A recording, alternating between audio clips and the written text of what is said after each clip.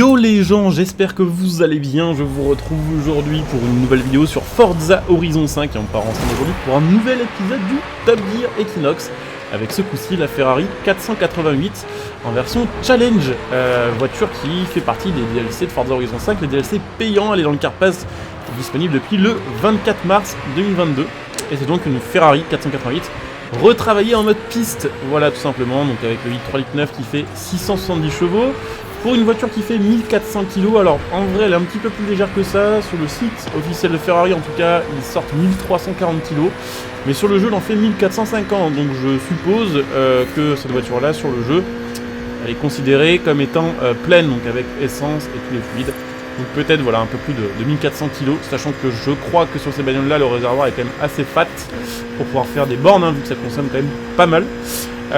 Donc voilà, 1400 kg, environ 670 chevaux et vitesse de pointe 330 km/h pour un 0 à 100 en 2 secondes 8 avec effectivement freinage retravaillé, pneus améliorés et puis évidemment kit carrosserie qui fait qu'on a plus d'adhérence, plus d'appui et donc une caisse qui est je pense probablement une très bonne bagnole, voilà, sur ce Forza Horizon 5. Alors de base on est en S2, les freins sont incroyables. Mais on est en S2, full stock, et on va voir un petit peu ce que ça donne niveau chrono, mais il y a moyen je pense de se mettre plutôt pas mal, vu qu'on a une bonne axle, une très bonne tenue de route, un très bon freinage, un bon appui, enfin voilà, elle a tout pour elle, et elle est très équilibrée. Voilà, après peut-être qu'elle va me manquer un chouïa de Vmax, et un chouïa d'accélération à haute vitesse, c'est tout à fait possible, mais globalement on part quand même déjà sur une caisse qui devrait, je pense, se classer plutôt pas mal. Et puis en plus elle est assez jolie, et puis bon, on n'a pas tant que ça sur le jeu de caisse de course, ou de caisse on va dire plutôt orientée piste. Sur Horizon 4 on avait la IDR, on ne l'a plus sur Horizon 5. Après effectivement sur Horizon 5 on a par exemple, du côté de chez Ferrari toujours, les FXXK, les FXXK Evo aussi maintenant, et puis bon du côté de chez Pagani, la zone d'AR, ce genre de trucs. Les caisses qui sont pas road légales, je ne sais pas, je ne pense pas que la challenge soit road légale. Mais j'en suis pas 100% sûr. Après bon, peut-être que ça saute aux yeux pour certains, que c'est pas road légal, mais il y a plusieurs étapes on va dire de préparation de la 488 et du coup celle-ci bon c'est pas non plus une voiture je crois officielle de GT, donc je ne sais pas si c'est road légal. En tout cas ça tartine, voilà, sur Horizon 5 ça c'est 100% sûr. On enchaîne vraiment facilement les virages, on a vraiment côté tenue de route et côté freinage, quelque chose qui est assez abusé. Après ouais, ça manque un chouïa de puissance entre guillemets, enfin c'est même pas vraiment ça, c'est que pour rivaliser avec d'autres voitures sur le jeu qui sont voilà, qui sont avec des moteurs qui font 1400 chevaux, 1500, bah 670 c'est pas assez. Par contre sur ces voitures là on risque de les rattraper fortement en virage avec le tenue de route qu'on a sur la 488 Challenge qui est juste abusé pour ce point là. Je sais pas combien elle fait en Gelatero Max celle-ci, ça doit peut-être même pas être si élevé que ça. Mais simplement, vu qu'on a des excellentes gommes, de base, on a une tenue de route qui est déjà assez pétante. Je pense qu'on va déjà être en gomme semi-slick, voire peut-être les slick full stock, donc ça explique qu'on ait une caisse qui soit assez pétée niveau tenue de route.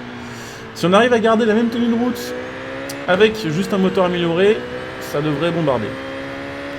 Une 3.11 ici, donc ça va se terminer avec un chrono aux alentours de 3.30, ce qui sera correct, mais effectivement, le manque de Vmax, il y aura quand même, on va dire, causer un peu de peine malheureusement. Enfin on va voir, ça se trouve je me bourre. On va peut-être finir un chouïa en dessous des 3.30. Non, un chouïa au-dessus en fait. 3.31 et des poussières, qu'est-ce que ça donne niveau chrono d'origine? Ah ouais quand même en fait, non j'ai rien dit, on est devant une Chiron. Ok, devant une Chiron, bon juste derrière une 918 Spider qui avait quand même l'avantage d'être une 4 roues motrices. Et on est devant une Hennessy Venom GT, une Aventador SVJ. Donc c'est pas mal en fait, ouais. Alors effectivement je pense qu'on a perdu pas mal de temps à cause du moteur entre guillemets qui est pas si puissant que ça. Mais en fait la tenue de route est tellement bonne qu'on a quand même réussi à faire un très bon chrono au final. Donc c'est pas dégueu. Après évidemment on va aller regarder les améliorations, parce qu'on est quand même là pour ça aussi, hein, pour tester ce genre de bagnole avec les différentes customs. Donc c'est parti, on va aller regarder ça tout de suite. Au garage, ou au festival, non allez au garage, on va aller à la maison. Voyons voir ce qu'on va avoir de dispo. Donc sachant que là, je pense, enfin on verra, mais on est capable de gagner à mon avis probablement entre 5 et 10 secondes sur le chrono, on a moyen de se mettre plutôt bien. Alors, voyons voir, déjà est-ce qu'on était en gomme slick ou est-ce qu'on était en semi-slick? Est-ce qu'on a vraiment une grosse marge de progression? Est-ce qu'on a des améliorations? Parce que ça se trouve elle n'en a pas aussi. Alors, amélioration et réglage. Amélioration, pas auto, qu'est-ce que je raconte? Perso plutôt. Conversion, on a un swap dispo, on a mis 2 swaps dispo, le V12 hybride et le Racing V12. On a la possibilité de les mettre en 4 € motrice, bien sûr. Et on a donc d'autres améliorations. Et on est en slick de base. Ok, ça explique du coup la tenue de route assez pétée. Après, on peut quand même gagner en adhérence sur plusieurs autres points. Genre, on va regarder les jantes, ce qu'il y a plus léger. Non, il n'y a pas plus léger, donc on va laisser les jantes de base. Alors, des fois, oui, c'est un peu con, mais augmenter la taille des jantes permet d'améliorer la tenue de route. Alors, des fois, la logique est un peu bizarre, mais c'est que, même si c'est un peu plus lourd, du poids placé aux bons endroits, parfois, permet d'améliorer tout simplement les performances d'une bagnole. C'est pas plus compliqué que ça. Tac.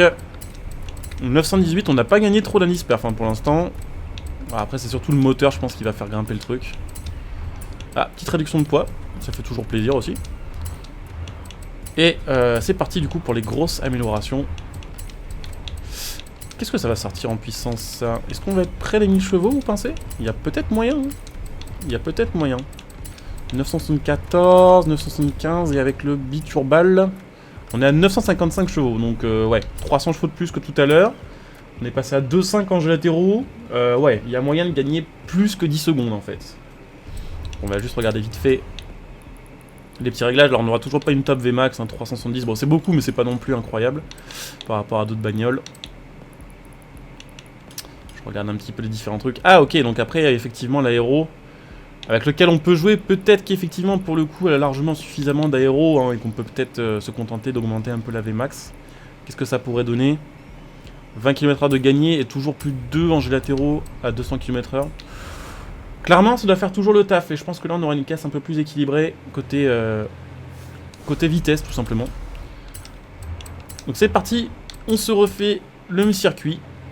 En espérant, ouais, gagner quand même pas mal de temps. Donc c'est parti. Voyons voir un petit peu ce que ça va donner niveau chrono. Ouais, je vous dis, j'espère gagner 10 secondes. Mais je pense qu'on va le faire, même peut-être largement. Là, le moteur sonne un petit peu mieux encore. Bah, c'est surtout qu'on prend plus de tours, en fait. Le moteur sonne vraiment vénère. À 9000 tours, là, c'est quand même quelque chose d'assez sympa. Ouais, allez.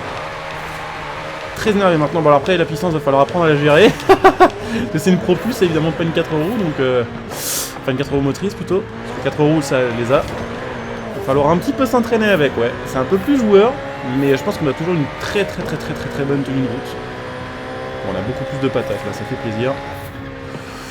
Alors par contre, il va bien falloir gérer les trages effectivement pour éviter ce genre de virage un peu raté là.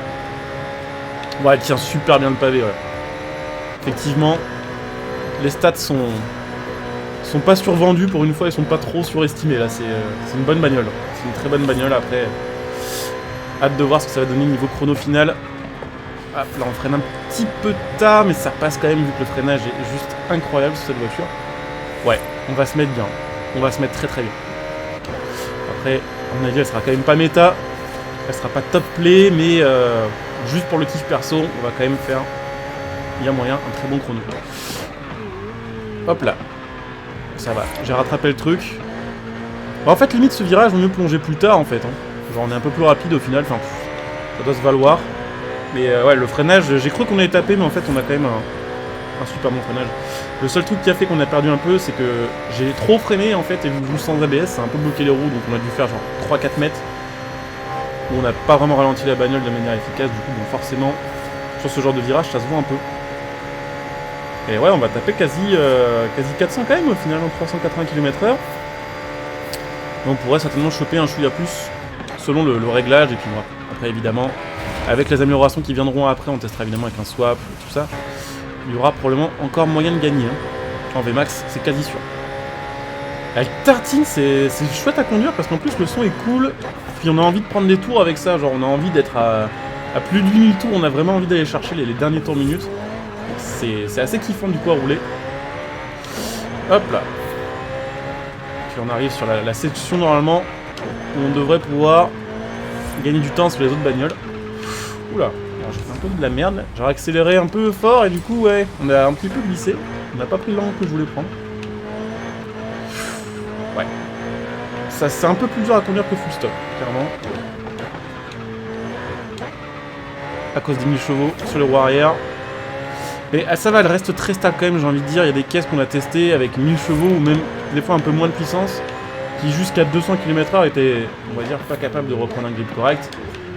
Là, même on va dire à 150, en fond de 3 en fait, déjà on a repris le grip, donc c'est vraiment bien pour une caisse comme ça de ne pas perdre trop de temps sur des accélérations vu qu'on a un truc qui est fait pour faire de la piste. Je sais pas comment ça se calcule, je sais pas comment ça se fait, comment c'est faisable, mais c'est pas mal. Surtout que là on n'a aucune aide, hein. Je le rappelle. Horizon 5, je pense que j'ai toujours joué sans les aides, même Horizon 4 d'ailleurs. Donc là on n'a pas genre le SCT ou le contrôle de stabilité qui va nous mettre, on va dire, plus ou moins de puissance pour doser le truc. Donc je sais pas comment ça marche, mais ça marche. Et on fait 3.17. 3.17, c'est plutôt pas mal. On est juste derrière, mais vraiment juste derrière une Miesco. On est devant une Venom GT, devant une Aventador J aussi, devant la GTR de 2020 aussi, hein, que je vous aurais montré en vidéo entre temps. Donc ouais, c'est un bon chrono. Franchement, c'est plutôt une bonne bagnole. Après, il nous reste encore évidemment un stage d'amélioration avec les 4 roues motrices et un swap.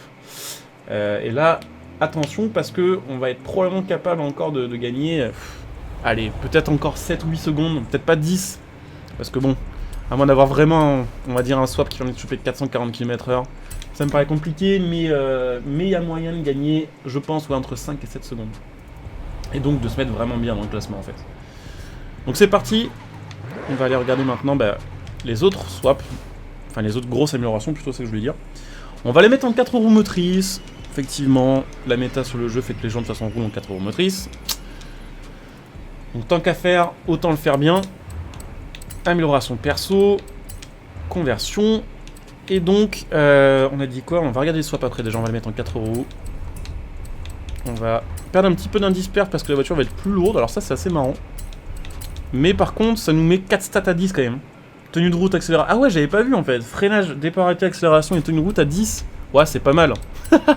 C'est pas mal du tout. Et puis ouais, après faut tester. Je sais plus quel est le moteur le plus intéressant sur ces swaps là. Je pense que c'est quand même le moteur hybride. On va sortir quasiment 1400 chevaux, à peu près 1400 chevaux. Alors voyons voir l'autre, le V12 Racing. Je sais plus combien il sort sur ce jeu. Je sais que sur Horizon 4 c'était 1200 chevaux. Mais sur le 5 j'ai toujours le doute. Je pense quand même que le moteur hybride V12 de la FXXK est plus intéressant. Ouais. Ouais, et bah écoutez, let's go. On se met donc le swap hybride. Donc ça c'est le moteur qui vient, ouais c'est ça, de toutes les Ferrari en fait. Typé circuit, genre FXXK, FXX et évidemment FXXK Evo. Et donc 1400 chevaux, 1380 kg. Donc c'est pas mal. On perd un petit peu en jeux latéraux, on gagne beaucoup en puissance, donc on va pouvoir, je pense, un petit peu jouer avec les curseurs dans les réglages pour récupérer un peu de tenue de route, en ayant toujours beaucoup plus de VMAX. Donc c'est parti avec notre Ferrari swappé, voilà en V12, et avec les 4 roues motrices, et avec le réglage de l'appui, et voilà, le truc traditionnel en fait. Donc ça devrait être un missile, techniquement, vu les stats et vu les chiffres annoncés dans le menu réglage, on devrait être sur un délire particulièrement vénère quand même. Alors déjà la tenue de route est incroyable. C'est incroyable l'efficacité qu'on a gagné. En fait on va peut-être gagner beaucoup plus de temps que ce que je pensais. Parce que là on a un missile. Elle est presque plus impressionnante, vous savez quoi, je trouve, que la FXXK Evo. La FXXK Evo, ok, en S2 elle est incroyable, mais elle manque de patates, elle manque de VMAX. Et vraiment ça joue contre elle, on va dire, sur les chronos. Là il y a moyen que ce soit au final plus performant. Ce qu'on prend comme vitesse ici, elle est pas dégueu. C'est un missile. Après voilà, on va essayer de bien gérer les virages. C'est pas trop mal. J'ai hâte franchement d'être à la fin de la course juste pour voir le chrono, voir un peu comment on se classe, mais il y a moyen qu'on soit devant vraiment beaucoup de bagnoles. J'espère qu'elle sera pas trop cheatée non plus, dans le sens où vu que c'est un DLC, si elle est vraiment cheatée, les gens vont direct crier au scandale et vont dire que c'est pay to win, ce genre de choses. Donc ce qui j'espère ne sera pas le cas, mais il faut essayer pour savoir. Donc ouais, là c'est la bonne combinaison, hein, je pense, pour avoir un truc vraiment pété. Alors en plus malheureusement, le jeu prend pas prend pas les réglages en compte pour l'indice performance et pour le calcul des stats. Parce que là, je pense qu'on serait vraiment à 10 partout. On va atteindre quasiment 400. Et je crois que oui, en gros, à partir de 400 km/h, vous êtes à 10 sur 10. Bon, en tout cas, on serait au moins à 9,5, un truc du genre. Et là, pareil, si on avait une descente un peu plus... Enfin, pas une descente, mais une ligne droite un peu plus longue. Ouf. Et ouais, et surtout bien plate, il y aurait moyen. Oh, c'est quelque chose. Hein. Ce n'est pas à mettre entre toutes les mains, par contre. Mais voilà, c'est incroyable. Franchement, le Manja et les deux voitures de cette semaine, je dois avouer, bon, c'est vrai, ces derniers temps, j'ai peut-être critiqué un peu FH5 sur l'ajout de la MG3 qui était quand même nul, sur l'ajout de la Mini électrique qui était nul. Pareil, il y a les Toyota, bon, ça allait encore, mais pas dingue. On a eu voilà 2-3 caisses ces derniers temps qui étaient pas folles, mais alors cette semaine, la Nismo et ça, franchement, je dois avouer que c'est pas mal. Hein. Je trouve que c'est des caisses qui sont performantes, qui sont stylées et qui ont en plus un feeling fun, quoi. C'est pas juste de la performance débile, c'est pas des F1, vous voyez ce que je veux dire. Il y a un côté ouais cool à conduire parce que bah il y a des customs, il y a des améliorations. Et le feeling tout simplement de ces voitures là, les châssis, font que c'est fun à conduire. Et ouais, en fait on va gagner peut-être plus de temps que ce que je pensais. On est moins efficace hein, sur cette série de vitesse, pardon de virages plutôt, qu'en Propu. À cause des 4 roues, on est un peu moins efficace. Après bon voilà, clairement quelqu'un qui s'entraînerait avec cette voiture là, il serait certainement beaucoup plus rapide que moi. Mais on va dire que là pour un essai à froid, on sent quand même bien que c'est pas la même chose à conduire qu'une Propu. Et donc ouais, c'est un missile. C'est un missile puisqu'on va boucler en 3.06. On est dans le... Ah non, on n'est pas dans le top 10, on est juste au-dessus du top 10, on doit être dans le top 12 ou top 13 de ce que j'ai testé pour l'instant. On est juste devant une Huracan Performante maxée qui était pourtant monstrueuse de chez monstrueuse. On est juste derrière une SVJ boostée, on est à peine derrière une Valhalla qui était aussi quelque chose d'absolument incroyable à conduire. Et on est 3 secondes devant une Iesco et 3 secondes devant une Divo, devant une Zero Uno, devant une Venom GT, on est même 5 secondes. Donc ouais, c'est pas mal du tout. Après effectivement, voilà, il y a peut-être quelques virages qui auraient pu être améliorés, mais voilà, vu que toutes les voitures sont testées de cette manière-là, on va dire à froid, premier essai, je pense que ça se vaut plutôt pas mal. Donc bonne bagnole de série. Bonne bagnole améliorée, et puis vraiment full maxé, assez monstrueuse, vraiment à quasi rien, à 2 mm d'être dans le top 10, hein, une seconde près en fait. Même pas une seconde près, à 9 dixièmes de seconde, on aurait pu détrôner la Agera RS. Donc c'est une très bonne bagnole, sans être la meilleure, donc ça c'est cool. Voilà, on peut pas dire pay to win, on peut pas dire tout ça, mais on peut dire qu'on a quand même une super bagnole, et ça c'est chouette. Du coup on va arriver à la fin de cette vidéo, comme d'hab, j'espère qu'elle vous aura plu. Si c'est le cas, bah, pensez à laisser un like, à vous abonner, à partager, à commenter, à vous abonner bien sûr. Pensez à venir me follow sur Twitch pour être notifié des prochains lives. Comme d'hab, ma chaîne Twitch est en description et en commentaire, donc n'hésitez pas à follow. Si vous avez Amazon Prime, pensez à utiliser votre Twitch Prime sur ma chaîne Twitch. Ça me soutient, ça vous coûte rien et ça vous permet de profiter de bonus. Pensez à venir me follow sur Twitter, parce que c'est là que je suis actif, on va dire niveau réseaux sociaux en ce moment, je partage quelques news voilà, sur Forza, sur Gran Turismo, ce genre de choses. Donc n'hésitez pas, et puis bah, comme d'habitude, je vous invite à venir aussi utiliser mes liens de soutien qui seront présents dans cette vidéo pour faire vos achats. Mon lien Strongling par exemple qui permettra de me soutenir gratuitement en achetant vos jeux et vos cartes d'abonnement à réduit. Mon lien Interconnect pour me soutenir en achetant vos composants PC. Et puis pour ceux qui souhaitent me soutenir sur le long terme, bah, comme d'hab, n'hésitez pas à devenir un soutien de la chaîne via le bouton rejoindre, ça soutient, ça vous fait profiter de bonus, et puis c'est sur du long terme quoi tout simplement, donc ça fait toujours plaisir. Donc je coupe ici, je vous dis à très bientôt, bonjour à tous, ciao.